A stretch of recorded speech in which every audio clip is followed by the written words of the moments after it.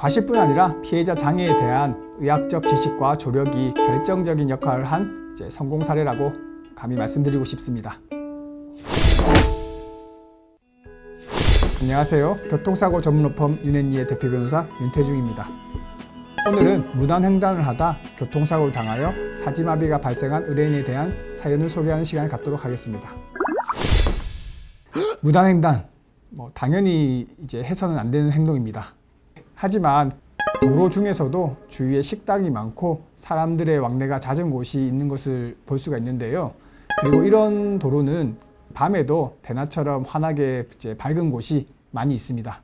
운전을 하는 입장에서는 이런 곳을 지날 때는 다른 곳보다 더욱더 주의를 기울여서 운전해야 되지 않나라는 생각이 듭니다. 오늘 소개해 드리려고 하는 사건 사고 역시 울산에 있는 태화강 인근에서 일어났습니다.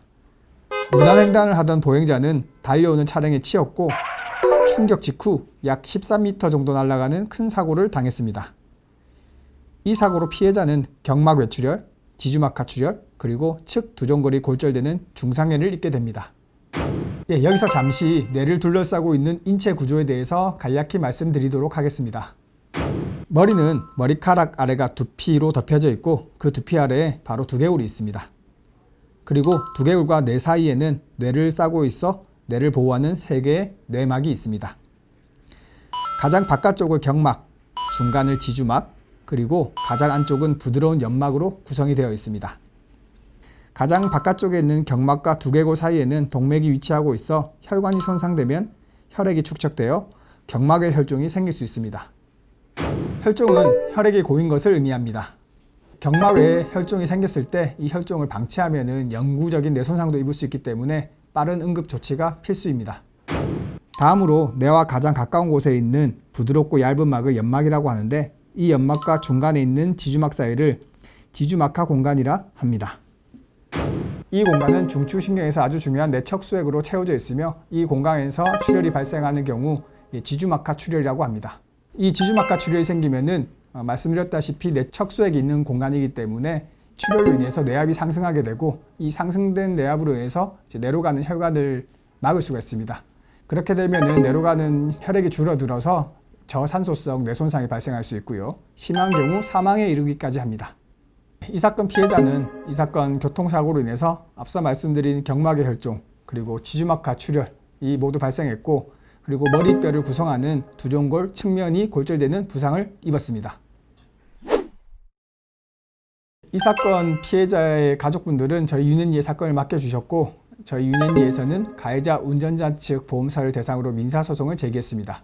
그리고 민사소송 진행 과정 중에 당연히 해야 할 피해자에 대한 신체 감정을 신청하였습니다. 저희 윤앤리 의료팀은 피해자의 상태를 면밀히 검토하였고 그 결과 감정에 필요한 사항을 조목조목 제시하였습니다. 신체 감정 회신에서는 첫째, 사지마비와 인지기능 장애가 남을 것으로 판단하였고 둘째, 노동능력 산실률 100%의 영구장애를 적용하였으며 마지막으로 하루 12시간, 즉 1.5인의 일반 성인 개호가 필요하다는 판단을 내렸습니다. 보험사 측 대리인은 이 사건 피해자가 무단횡단을 하였기 때문에 가해자 운전자는 과실이 없다는 주장을 하였습니다. 가해자에게 과실이 있다고 하더라도 피해자 상태로 볼 때 하루 12시간이 아니라 5시간의 개호면 충분하다고 주장하였습니다. 그리고 사고 당시 40대 초반이었던 피해자의 기대 여명을 44년에 25%, 즉 10년으로 주장을 합니다. 이러한 주장은 개호가 5시간이 필요하다는 앞서 주장과는 모순되기도 합니다. 아무튼 보험사가 주장한 내용을 대략 계산해보면 총 배상액이 약 2억 원 정도 되었습니다. 당연히 피해자 쪽 입장에서는 절대로 받아들일 수 없는 조건이었습니다. 당시 피해자는 두개골 골절로 인해서 경막과 지주막을 크게 다쳐 2차례나 머리를 여는 수술을 받았습니다. 그리고 3차례에 걸쳐 두개골 성형수술을 받았고요. 그리고 중추신경 손상에 따른 외상성 인지기능 장애, 그리고 사지마비 등으로 인해서 간병인이 없으면 도저히 생활할 수 없는 지경이었습니다. 또한 기대 수명 역시 보험사가 얘기하는 25%가 아닌 60%, 즉 25년 이상을 받아야 했습니다.